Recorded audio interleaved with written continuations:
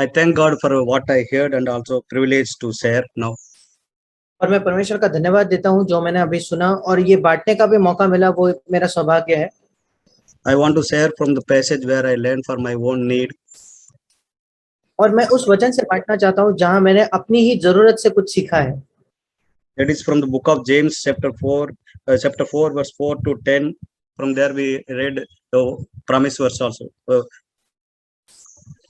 और वो है याकूब उसका चौथा अध्याय 4 से लेकर 10 वचन, जहां से हमारा इस सप्ताह का मेमोरी वर्स भी था। Yeah, I just felt like the verse 4, by the verse and 4 and 6, it says, by two ways I can become enemy of God. और चौथा वचन और छठा वचन मुझे ये बताता है कि दो तरीके हैं जिसके द्वारा मैं परमेश्वर का बैरी, परमेश्वर का शत्रु बन सकता हूँ। One is the way, one way that whenever whoever wishes to be a friend of the world makes himself an enemy of God. This verse 4 says. एक तरीका है जो चौथे वचन में लिखा है, जो कोई संसार का मित्र होना चाहता है या मित्र होने की इच्छा रखता है, वो अपने आप को परमेश्वर का बैरी बनाता है। Not even becoming friend, but just having wishes to be a friend of the world makes himself an enemy of God. और ना केवल वो व्यक्ति जो संसार का मित्र है, पर वो व्यक्ति भी जो संसार का मित्र होना चाहता है, वो अपने आप को परमेश्वर का बैरी बनाता है। Verse 6 says, God opposed to the proud. छठा वचन कहता है परमेश्वर अभिमानियों का विरोध करता है। Having desires or wishes to be a friend of the world and being proud, that way makes myself enemy to God. ये इच्छा रखना या ये लालसा रखना कि मैं संसार का मित्र बनूं या मैं घमंडी या अभिमानी बनूं, ये दोनों बातें मुझे परमेश्वर का शत्रु बनाती है। That's why Bible says, do not love the world. इसी वजह से परमेश्वर का वचन हमसे कहता है कि हम इसे संसार से हमें प्रेम नहीं रखना है। That's what First John chapter 2, we know that 15-16 says, what is the world? और हम इस वजह से पहला यूहन्ना दूसरा अध्याय उसका 15-16 वचन जानते हैं कि वहां ये परिभाषा दी गई है कि संसार क्या है। If I continue to fulfill the desire of my flesh and lust of my eyes and being pride of my life, I am loving the world. अगर मैं अपने शरीर की अभिलाषा के पीछे, आंखों की अभिलाषा के पीछे और जीविका के घमंड के पीछे जाता हूं, फिर मैं संसार से प्रेम कर रहा हूं। When I love the world, God's love won't be in me. जब मैं संसार से प्रेम करता हूं तो परमेश्वर का प्रेम मुझ में नहीं है। That's why I need to cleanse myself. Not to, Bible says, do not yoke with unbelievers. इस वजह से मुझे अपने आप को शुद्ध करना है और बाइबल ये भी बताती है कि अविश्वासियों के साथ असमान जुए में न जुटो। And do not conform to the world, Bible says. और इस संसार के सदृश मत बनो, ये भी ये बाइबल बताती है। And also we heard that being proud also God opposes. और हमने ये भी सुना कि घमंडी होना भी परमेश्वर उनका भी विरोध करता है। Pride is opposite to my faith. घमंड मेरे विश्वास के बिल्कुल विपरीत है। Whenever there is pride in my heart, I less depend on God or less pray to Him. जब कभी मेरे हृदय में घमंड होता है, उतना ही कम मैं परमेश्वर पर निर्भर रहूंगा, उतना ही कम मैं परमेश्वर के सामने प्रार्थना करूंगा। So constantly I have to see myself where I am proud. Whenever I become proud, I am becoming enemy to God. इसलिए निरंतर मुझे अपने आप को देखना है कि मैं कहाँ घमंडी होता हूँ, क्योंकि जब कभी मैं घमंडी होता हूँ तो मैं इस परमेश्वर का शत्रु बन रहा हूँ। When I become enemy to God, no one can help me, no one can rescue me, no one can save me. जब मैं परमेश्वर का शत्रु बनता हूँ तो कोई मेरी सहायता नहीं कर सकता, कोई मुझे छुड़ा नहीं सकता, कोई मेरा उद्धार नहीं कर सकता। Instead of becoming enemy to God, God has called me to come close to Him. परमेश्वर का बैरी या शत्रु बनने के बजाय परमेश्वर ने मुझे इसलिए बुलाया है कि मैं उसके नजदीक, उसके समीप आऊं। So verse 8 says, draw near to God and He will draw near to you. 8वां वचन कहता है कि परमेश्वर के निकट आओ तो वो भी तुम्हारे निकट आएगा। You see, this is the God's will for me. God want me to come close to Him so that He can be near to me. और ये परमेश्वर की मेरे लिए इच्छा है, वो चाहता है कि मैं उसके निकट आऊं ताकि वो भी मेरे निकट रह सके। And what are the ways I can come close to God? That's what verse 7 to 10 explains to us. और ये कौन से तरीके हैं, कौन से मार्ग है जिसके द्वारा मैं परमेश्वर के निकट आ सकता हूँ, यही 7 से लेकर 10 वचन में हमें बताया गया है। First verse 7 says, I got to submit therefore to God. 7वां वचन कहता है कि मुझे परमेश्वर के पहले तो अधीन होना है। I should trust God. I should yield to his will, not my will. मुझे प्रभु पर भरोसा रखना है और प्रभु की इच्छा से राजी होना है, उसकी इच्छा के अनुसार चलना है, ना कि मेरी इच्छा के अनुसार। I should be under his authority and knowing that he is in control of my life. मुझे उसके अधिकार के अधीन होना है, इस बात को जानकर कि वो मेरे जीवन को नियंत्रित करता है। Willing to listen to him, willing to obey him. उसको सुनने के लिए तैयार होना, उसकी आज्ञा मानने के लिए तैयार होना। And secondly, it says resisting the devil. और दूसरी बात लिखा है शैतान का विरोध करते हुए, उसका सामना करते हुए। So when I am submitted to God, that's where I get strength to resist the devil. और जहां मैं परमेश्वर के अधीन होता हूं, वही मैं सामर्थ पाता हूं कि मैं शैतान का सामना करूं। When I knowing God's promises, with the promises of God, with the word of God, I will be able to resist or overcome the devil. और जब मैं परमेश्वर को, उसके वचन को, उसके वायदों को जानूंगा, तो उसके द्वारा मैं शैतान का सामना कर पाऊंगा। And also I should, verse 8 it says, cleanse your hands and your sinners, purify your hearts. और 8वां वचन ये भी कहता है, हे पापियों अपने हाथ शुद्ध करो और हे दुष्चित्ते लोगों अपने हृदय को पवित्र करो। Constantly I should judge myself if there any sin. मुझे निरंतर अपने विवेक को परखना है, क्या उसमें कोई पाप है।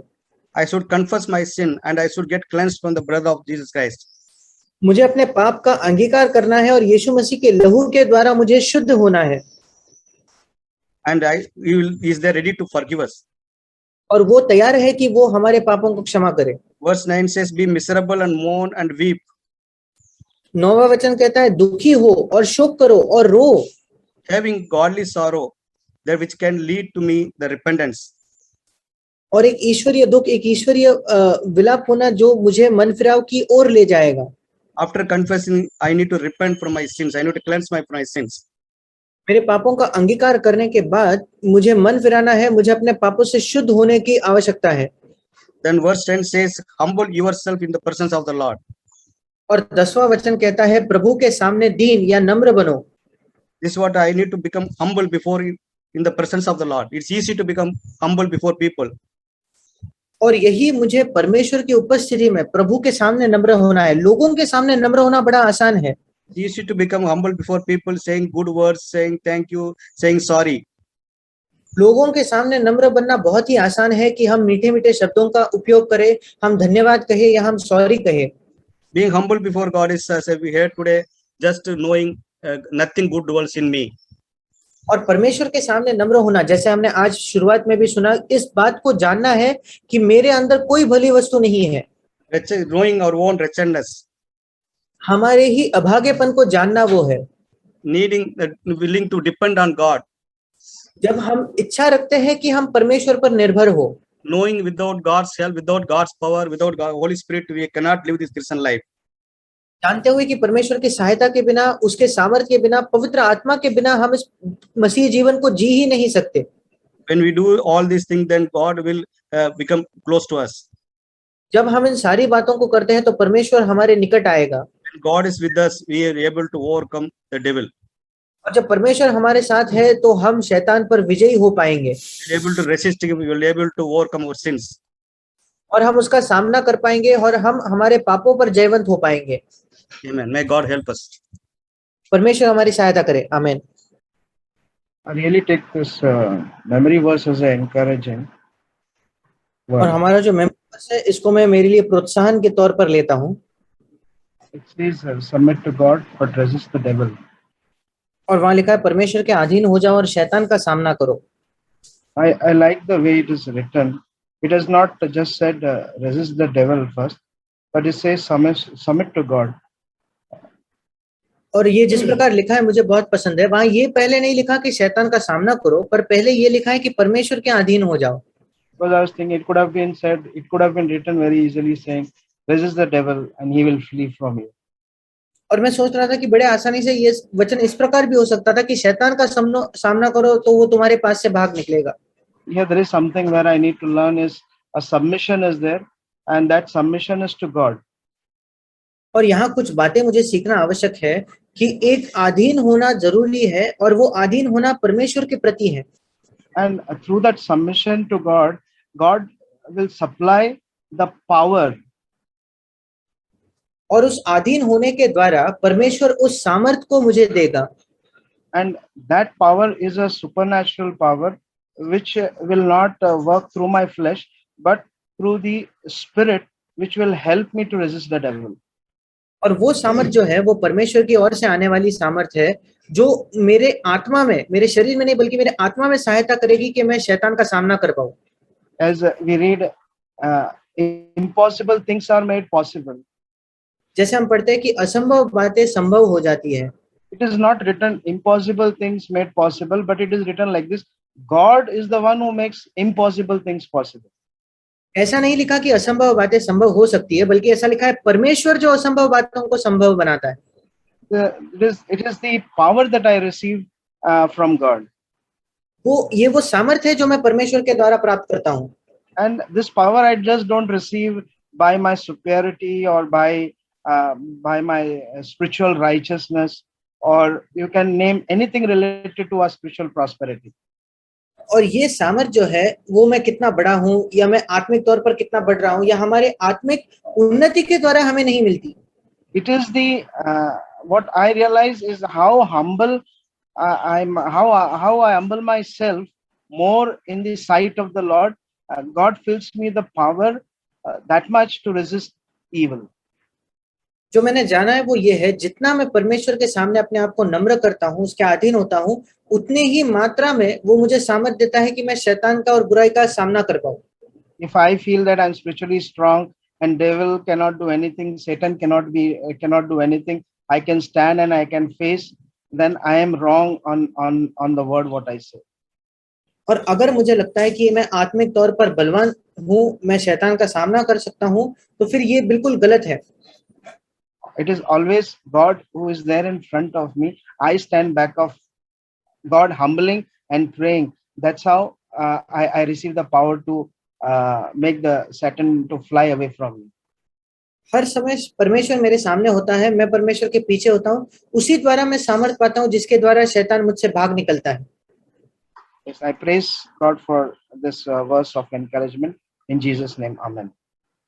और इस प्रोत्साहन के वचन के लिए मैं परमेश्वर का धन्यवाद देता हूँ. आमीन.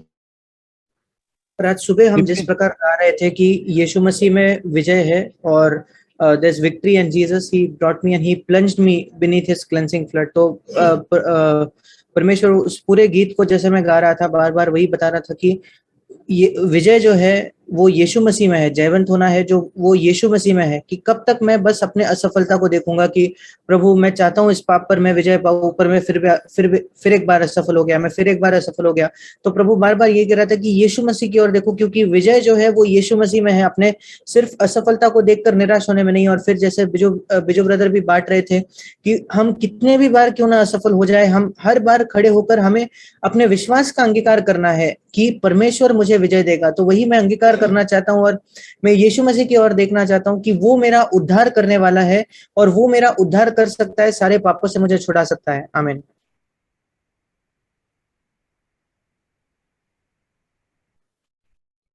मैं प्रभु का धन्यवाद देना चाहूँगा. प्रभु ने आज के वचनों से मुझसे बात की और कुछ दिन पहले भी जब मैं पढ़ रहा था तो बाइबल से, तो प्रभु ने यिर्मयाह 15 अध्याय उसका 19 वचन से मुझसे बात की.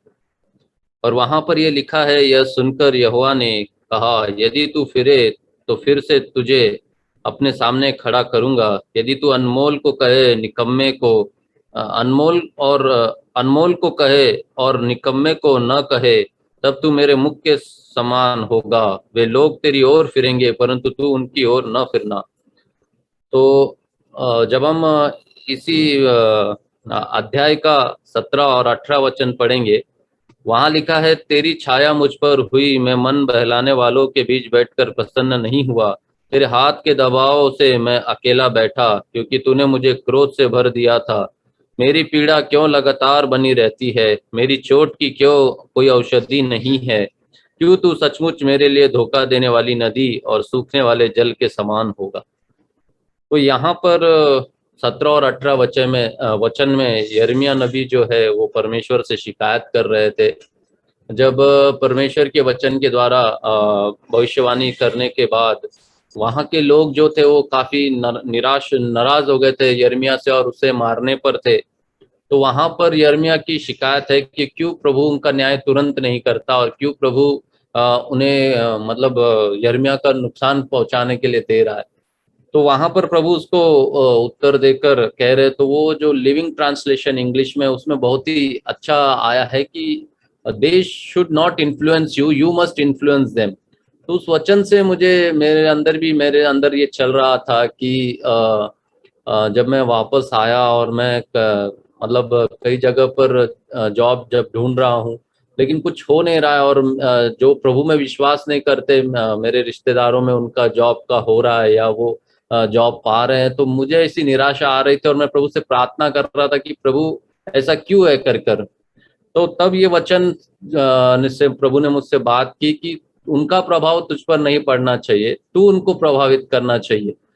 तो वो उसे देखकर मुझे काफी प्रभु से ये सांत्वना मिली कि प्रभु मुझसे कहता है कि भले ही जो विश्वास नहीं करते वो कितने भी सांसारिक रूप में आगे बढ़े, पर हमारा विश्वास परमेश्वर से दूर नहीं होना चाहिए। हम परमेश्वर पर बने रहना चाहिए, परमेश्वर पर ही विश्वास करके, क्योंकि प्रभु जानता है कि हमारे लिए क्या जरूरी है। तो सांसारिक बातों के पीछे जिसका राज्य संसार का है वही लगे हुए रहते हैं, लेकिन कई बार हम भी जब निराशा में चले जाते हैं तो हमें भी ऐसे विचार आने लगते हैं। लेकिन भाई जैक हमेशा कहते हैं कि हमारा जो राज्य है इस संसार का नहीं है, हमारा राज्य स्वर्ग का राज्य। तो हमने हमेशा स्वर्गीय बातों पर ही ध्यान देना चाहिए, और जो कुछ भी संसार में हमारे लिए जरूरी है वो हम सब जुड़ जाएगी।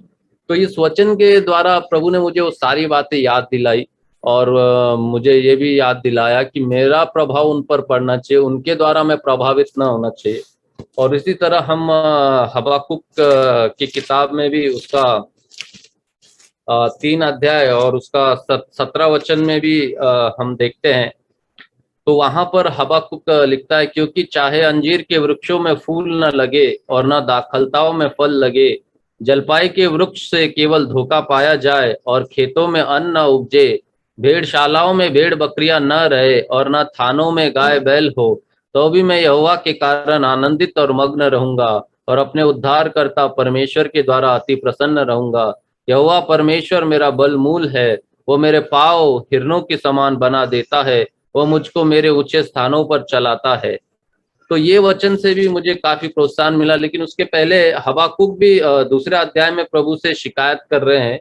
वहां वो कहते हैं कि यहोवा ने मुझसे कहा, दर्शन की बातें लिख दे, वरन पट्टियों पर साफ साफ लिख दे कि दौड़ते हुए भी वे सहज से पढ़ी जाएं, क्योंकि इस दर्शन की बातें नियत समय पर में पूरी होने वाली है, वरन इसके पूरे होने का समय वेग से आता है और इसमें धोखा न होगा। चाहे इसमें विलंब भी हो तो भी उसकी बाट जोते रहना, क्योंकि वह निश्चय पूरी होगी और उसमें देर न होगी। देख, उसका मन फूला हुआ है, उसका मन सीधा नहीं है, परंतु धर्मी अपने विश्वास द्वारा जीवित रहेगा। दाक मधु से धोखा होता है, अहंकारी पुरुष घर में नहीं रहता, और उसकी लालसा अधोलोक के समान पूरी नहीं होती, और मृत्यु के समान उनका पेट नहीं भरता। वह सब जातियों को अपने पास खींच लेता और सब देशों के लोगों को अपने पास इकट्ठे कर रखता है। तो वहां पर भी वहां लिखा है कि धर्मी अपने विश्वास के द्वारा जीवित रहेगा, ना कि संसार के जो आशीषें हैं उसके द्वारा। तो मैं प्रभु का धन्यवाद देता हूँ, प्रभु ने इन वचनों के द्वारा मुझसे बात की और मुझे फिर एक बार उनकी ओर देखने के बजाय प्रभु की ओर देखने के लिए प्रभु ने मुझे प्रोत्साहन किया और स्वर्गीय बातों की ओर ध्यान लगाने के लिए प्रोत्साहन किया। और जो मैं निराशा में जा रहा था, प्रभु ने समय पर संभाला और इस निराशा से मुझे दूर किया, और मुझे ये फिर से एक बार याद दिलाया कि मेरा जो लक्ष्य है या मेरा जो ध्यान है वो केवल स्वर्गीय बातों पर केंद्रित होना चाहिए, ना कि सांसारिक बातों पर। और मत्ती 6 में कहा है कि जब हम परमेश्वर के राज्य और उसकी धार्मिकता की खोज में रहते तो बाकी सारी चीज वस्तुएं हमें जुड़ जाती है हमारे साथ। तो मैं प्रभु का धन्यवाद देता हूँ इन वचनों के द्वारा मुझे प्रोत्साहन करने के लिए। धन्यवाद।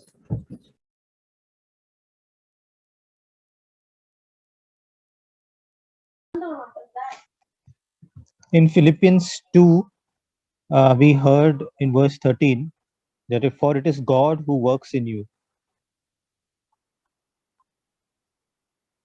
फिलिपियो 2:13 में जिस प्रकार हमने सुना कि वो परमेश्वर है जो हमारे अंदर काम करता है। So this is the new covenant. ये है नई वाचा। It is God who works in me. वो परमेश्वर है जो मेरे अंदर काम करता है। It is not I trying to somehow keep the commandments, ये नहीं कि मैं कुछ ना कुछ करके ये कोशिश कर रहा हूँ कि मैं आज्ञाओं को मानूं, but God is the one. God is the one who is working inside me, पर परमेश्वर है जो मेरे अंदर काम कर रहा है। and that is what gives us lot of encouragement. और यही बात हमें बहुत ज्यादा प्रोत्साहन देती है। We might, like Abraham, we might have tried many times, and we might have failed. शायद अब्राहम ही की तरह हमने कई बार कोशिश की है और हम असफल हुए हैं। He could not produce a child through Sarah, कि वो सारा के द्वारा एक पुत्र उसको नहीं हो रहा था, and God promised that I will do that in you. और परमेश्वर ने वायदा दिया कि मैं तुम्हारे अंदर इस बात को करूंगा। And that is what we heard from Hebrews 8 also. Hebrews 8 verse 10. और यही हमने इब्रानियों 8 उसके 10वें वचन से भी देखा। This is the covenant I will make with the house of Israel after that time, declares the Lord. फिर प्रभु कहता है कि जो वाचा मैं उन दिनों के बाद इस्राएल के घराने के साथ बांधूंगा वो ये है। So instead of house of Israel, we can put our name. और इस्राएल के घराने की जगह वहां हम अपना नाम रख सकते हैं। This is the covenant I will make with Danny, ये वो वाचा है जो मैं डैनी के साथ बांधूंगा, declares the Lord. ऐसा प्रभु कहता है I will put my laws in his mind. कि मैं अपनी व्यवस्था को उसके मन में डालूंगा, I will write them on his heart, और मैं उसके हृदय पर उन्हें लिखूंगा, and I will be his God. और मैं उसका परमेश्वर ठहरूंगा। So we can look at this as something which is personal to us. और हम इसको इस प्रति देख सकते हैं जो हमारे लिए बहुत ही निजी, बहुत ही व्यक्तिगत है। Instead of saying that God will make a covenant with the church or something, make it personal that God is making a covenant with me. इसके बजाय कि हम ये कहें कि परमेश्वर जो है वो कलीसिया के साथ एक वाचा कर रहा है या ऐसा कुछ, हम ये कह सकते हैं कि परमेश्वर मेरे साथ एक वाचा बांध रहा है, That he will write his laws in my heart. कि वो उसके नियमों को, उसकी व्यवस्था को मेरे मन में लिखेगा। That means I am not able to please him, but he will work in me in such a way that I will be the one who will please God. इसका मतलब मैं तो उसे प्रसन्न नहीं कर सकता, पर वो मेरे अंदर इस प्रकार काम करेगा कि मैं उसको प्रसन्न करूंगा। And whatever desire he gives me, I have to just come before him and just work out my salvation. और जो भी इच्छा वो मुझे देता है, मुझे उसके सामने आना है और अपने उद्धार के काम को पूरा करना है। So our job is not creating something in our hearts. Our job is just cooperating or submitting to God. और इसलिए हमारा काम हमारे हृदय में जो नहीं है ऐसे किसी बात का उत्पन्न करना, ये हमारा काम नहीं है, बल्कि परमेश्वर का सहयोग देना, बस इतना ही हमारा काम है। I just have to say yes, God. मुझे केवल कहना है हाँ प्रभु।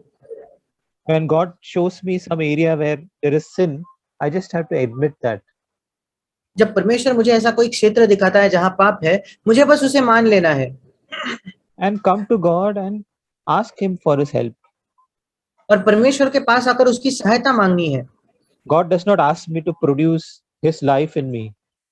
परमेश्वर ये मुझसे मांग नहीं रखता कि उसके जीवन को मैं अपने अंदर उत्पन्न करूं। That is God's work. वो परमेश्वर का काम है। I just have to come and say, God, I cannot, but you promise that you will write your laws in my heart. मुझे केवल आके ये कहना है कि प्रभु मैं तो नहीं कर सकता, पर तूने ये वायदा किया है कि तू अपने व्यवस्था, अपने नियमों को मेरे हृदय में लिखेगा। And that is faith. और ये है विश्वास। And with that faith, we will see God. और इस विश्वास के साथ हम परमेश्वर को देखेंगे। And the things which are impossible with men are possible with God. और जो बातें मनुष्य के साथ असंभव है वो परमेश्वर के साथ संभव है। Amen. आमीन। Now we have the breaking of bread. Brother Jeshuraj will share the word for that. Praise God for this wonderful morning and whatever the word we have heard. इस अद्भुत सुबह के लिए धन्यवाद और जो कोई वचन हमने सुना उसके लिए परमेश्वर का धन्यवाद। Now, overall, to humble ourselves before God और अपने आप को परमेश्वर के सामने नम्र करना or submissive to the authorities, और अधिकार और अधिकारियों के प्रति अपने आप को अधीन करना। and more and more we have to submissive to God, what the Lord is saying to each and every day in our life. और अधिक हमें परमेश्वर के सामने अधीन होना है, जो कुछ वो दिन प्रतिदिन हमारे जीवन में कहता है। Even Paul says in 1 Corinthians chapter 11 verse 23, और पौलुस भी कहता है पहला कुरिन्थियों 11:23 में, क्योंकि ये बात मुझे प्रभु से पहुंची और मैंने तुम्हें भी पहुंचा दी कि प्रभु यीशु ने जिस रात वो पकड़वाया गया रोटी ली। 24 it says, and when he had given thanks, he broke it and said, this is my body, which is for you. Do this in remembrance of me. और 24वां वचन में वो कहता है और धन्यवाद करके तोड़ी और कहा, ये मेरी देह है जो तुम्हारे लिए है, मेरे स्मरण के लिए यही किया करो। And Paul says, I received from the Lord what I have also delivered to you. और पौलुस कहता है जो बात मैंने प्रभु से मिली वही उसी को मैं आपको पहुंचा रहा हूँ। You know what? Our Lord Jesus Christ has done everything for us. हमारे प्रभु यीशु मसीह ने हमारे लिए सब कुछ किया है। Even Acts chapter 1:1 it says, all that Jesus began both to do and teach. और प्रेरितों 1:1 में जैसा लिखा है, जो यीशु ने करना और फिर सिखाना आरंभ किया। He never teach without doing anything. उसने ऐसा कुछ भी नहीं सिखाया जो उसने खुद पहले न किया हो। So today in our life, we also to learn from God, learn from Jesus Christ. और आज भी हमारे जीवन में कि हम परमेश्वर के द्वारा सीखें और यीशु मसीह से सीखें। So we also should practice in our life. और हमें भी अपने जीवन में इस बात को करना है। You know, we have to what we are going to speak. कि हम क्या कहने वाले हैं or what we are going to do. या जो कुछ हम करने वाले So हैं। today Jesus is our wonderful example to us. और आज यीशु मसीह हमारे लिए एक अद्भुत उदाहरण है। As we are going to take part in this Lord's table. और जैसे हम इस प्रभु भोज में हिस्सा लेते हैं। I remember one song, so beautifully it has written, and many times we sung, and the song was touched my heart. और एक गीत मुझे याद आता है जो कई बार हम गाते भी हैं। And the song goes like this: Jesus Christ, I thank upon your sacrifice. और वो गीत इस प्रकार है कि यीशु मसीह मैं तेरे बलिदान के बारे में सोचता हूँ। You became nothing, poured out to death. और तू बिल्कुल शून्य, कुछ भी नहीं बना और मृत्यु के लिए तू उंडेल दिया गया। And it says he poured out everything to us. और ऐसा लिखा है कि उसने हमारे लिए सब कुछ मानो बहा दिया on the cross. उस क्रूस पर। So it's further it says, many times I wondered at your gift of life. और आगे लिखा है कि कई बार मैंने अचंभित हुआ हूँ तेरे इस जीवन के वरदान को देखकर। Truly, when we look to Jesus Christ and his life, the death and the resurrection, it's something marvelous to understand in our life. और सचमुच जब हम यीशु मसीह के जीवन, उसके मृत्यु और उसके पुनरुत्थान को देखता है तो ये वास्तविकता में हमारे जीवन में एक आश्चर्य को लाता है। And further it says, and I am that place once again. I am in that place once again. और फिर लिखा है कि मैं फिर एक बार उस स्थान में हूँ। And I was thinking, I am in that place once again. और मैं वही सोच रहा था कि फिर एक बार मैं खुद उस स्थान में हूँ। So it is so wonderful to think, the Lord help us that I should think about the sacrifice. और मैं वही सोच रहा था कि प्रभु मेरे सहायता कर कि मैं उस बलिदान के विषय में सोचूं। And it is so beautifully it is written, that song. और ये गीत के जो शब्द है वो बहुत ही अच्छा है। And Romans chapter 7:18 it says, और रोमियो 7 उसके 18 उसके 18 वचन में लिखा है, I know that nothing good dwells in me, that is in my flesh. और पौलुस कहता है कि मैं जानता हूँ कि मुझ में अर्थात मेरे शरीर में कोई अच्छी वस्तु वास नहीं करती। To confess for our sins and to remember the death of Christ. कि हम अपने पापों का अंगीकार करें और हम यीशु मसीह के मृत्यु को याद करें। In the Living Bible it says like this. और लिविंग बाइबल के भावानुवाद में इस प्रकार लिखा है, I know I am rotten through and through, so far as my old sinful nature is concerned. और लिविंग बाइबल में लिखा है कि मैं जानता हूं कि मैं पूरी तरीके से सड़ा हुआ हूं जहां तक बात है मेरे पुराने पापी स्वभाव के। That means I was thinking about my life. I am one of the person like this, और through and through, sinful man.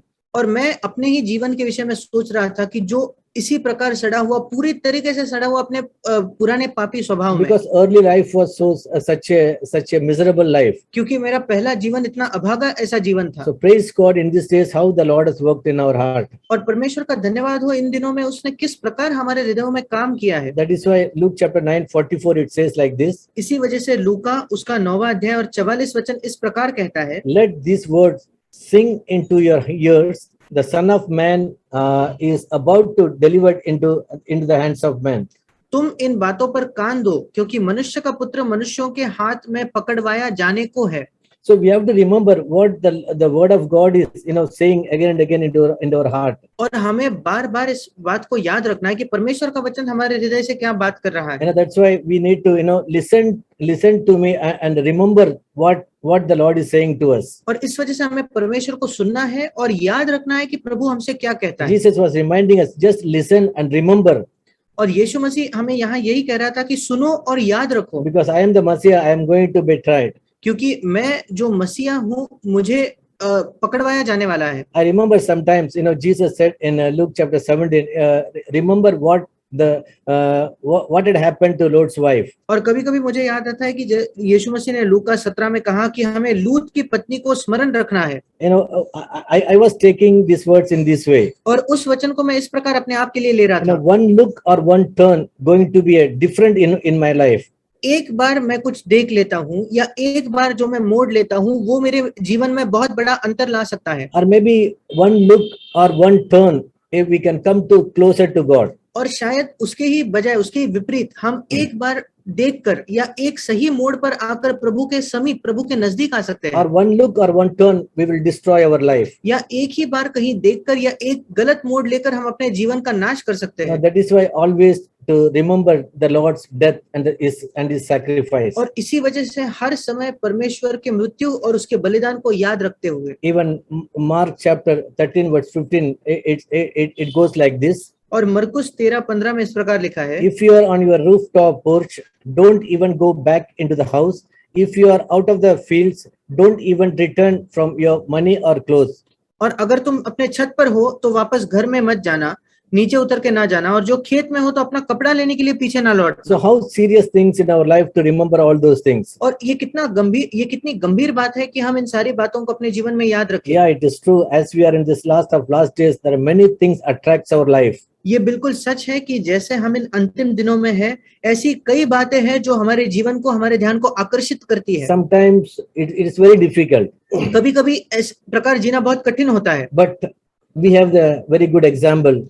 पर हमारे पास एक बहुत ही अच्छा उदाहरण That है, is Jesus Christ. वो है यीशु मसीह। Because he is our forerunner. क्योंकि वो हमारा अग्रदूत, अग्रगामी है। And he lived and showed the right path. और उसने जीकर हमें सही मार्ग दिखाया है। And also the Lord, we read many times the Abraham and the rich man and the Lazarus. और इसी के साथ हमने कई बार धनी मनुष्य और लाजरस के विषय में भी सुना है। And verse 16 verse 25 it says, और लूका 16 उसके 25 में लिखा है, and Abraham said to him, son, remember that during your lifetime you had everything in you wanted. परंतु अब्राहम ने कहा, हे पुत्र, स्मरण कर कि तू अपने जीवन में अच्छी वस्तुएं ले चुका है। Yeah, this rich man, he lived luxurious life in those days. और ये जो धनी व्यक्ति था उस समय एक बहुत ही ऐशो आराम की जिंदगी वो जी चुका था। He never bothered about anything of on this other people. इस पृथ्वी पर और किसी वस्तु या और लोगों के विषय में उसने कभी चिंता नहीं की, Or even his own people. या उसके अपने लोगों के विषय में भी। But Jesus says, son, remember that during your lifetime you had everything you wanted. पर अब्राहम उसे बताता है कि बेटे, पुत्र, याद कर कि तेरे जीवन काल में तुझे जो चाहिए था तुझे सब कुछ मिला था। But further Jesus says, पर आगे यीशु ये भी कहता है, Lazarus had nothing, so now he is here being comforted and you are in anguish. और लाजर के पास कुछ नहीं था, इस वजह से आज उसको यहाँ शांति मिल रहा है और तू तड़प रहा है। So in this word there are two things. और इस वचन में हम दो बातें देखते हैं। One is simple way of living, एक है जीने का एक बहुत ही साधारण तरीका, or godly way of living. या हम कह सकते हैं जीने का एक ईश्वरीय तरीका। So the Bible says, be content in what you have. और बाइबल हमें बताती है कि जो तुम्हारे पास है उसी में तुम्हें संतुष्ट या तृप्त रहना है। Otherwise live worldly life, worldly living. अगर नहीं तो फिर हम एक सांसारिक तौर पर जी सकते हैं। So that is why we need to remember the death of Christ and the love of God. और इसी वजह से हमें मसीह की मृत्यु और परमेश्वर के प्रेम को याद रखना And है। as we are going to take part in this Lord's table, और जैसे हम इस प्रभु भोज में हिस्सा लेते हैं, 1 Corinthians chapter 11:26.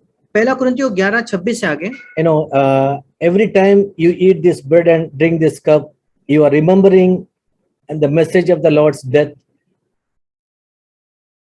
इसलिए क्योंकि जब कभी तुम ये रोटी खाते और इस कटोरे में से पीते हो तो प्रभु की मृत्यु को जब तक वो ना आए प्रचार करते हो that he has died for you. कि वो तुम्हारे लिए मरा। Do this until he comes again. ये तब तक करो जब तक वो वापस ना आ जाए। God is reminding us once again to take part in this Lord's table. और प्रभु हमें फिर एक बार याद दिला रहा है कि हम इस प्रभु भोज So, में हिस्सा ले। If we take unworthy manner this bread and this wine, और अगर हम अयोग्य या अनुचित रीति से इस प्रभु की रोटी खाए या उसके कटोरे में से पिए that means we will be guilt of our sin तो फिर हम अपने पापों की वजह से अपराधी ठहरेंगे against the body of the blood of the Lord. और ये पाप परमेश्वर के प्रभु के शरीर और उसके लहू के विरुद्ध है। No, that is why Bible reminds us, examine yourself very carefully और इसलिए 28 वचन बाइबल हमें याद दिलाती है कि हमें अपने आप को परखना है, जांचना है before taking the bread and the wine. और इस प्रभु में इसमें हिस्सा लेने के पहले। And if we take unworthy manner, और अगर हम अनुचित रीति से ले तो not thinking about the body of Christ and what it means, और मसीह की देह क्या है, मसीह की देह के विषय में न सोचते हुए अगर हम इसमें हिस्सा ले रहे हैं तो and eating the bread and drinking the wine, और इस रोटी को खा रहे हैं, इस प्याले को अगर हम पी रहे हैं तो God's judgment will be upon ourselves. तो फिर परमेश्वर का जो न्याय है वो हमारे ऊपर होगा। That is why it's very important whenever we come to the Lord's table to remember His death and the resurrection. इसी वजह से ये बहुत जरूरी है कि जब कभी हम प्रभु भोज के पास आते हैं तो हम उसके मृत्यु और उसके पुनरुत्थान को याद रखें। And that is why further it says, that is why many of you were sick and some are dead. और आगे ये भी लिखा है इसी कारण तुम में से बहुत निर्बल और रोगी है और बहुत से सो भी गए हैं। So we need to take carefully examine our life.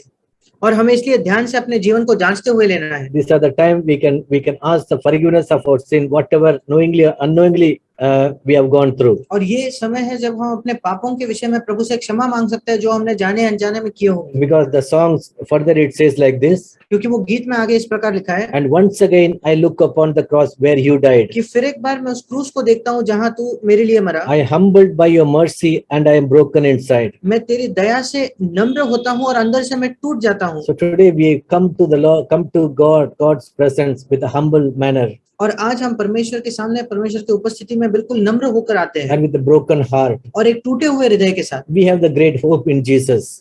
यीशु मसीह में हमारी एक महान आशा है। Whenever we confess, when we come to His throne, जब कभी हम अंगीकार करते हैं, जब कभी हम उसके सिंहासन He के is, पास आते he is हैं ready to accept us. तो वो हमारा अंगीकार हमें स्वीकार करने के लिए तैयार He है। is to bless. He is ready to bless us. वो तैयार है कि वो हमें आशीष दे।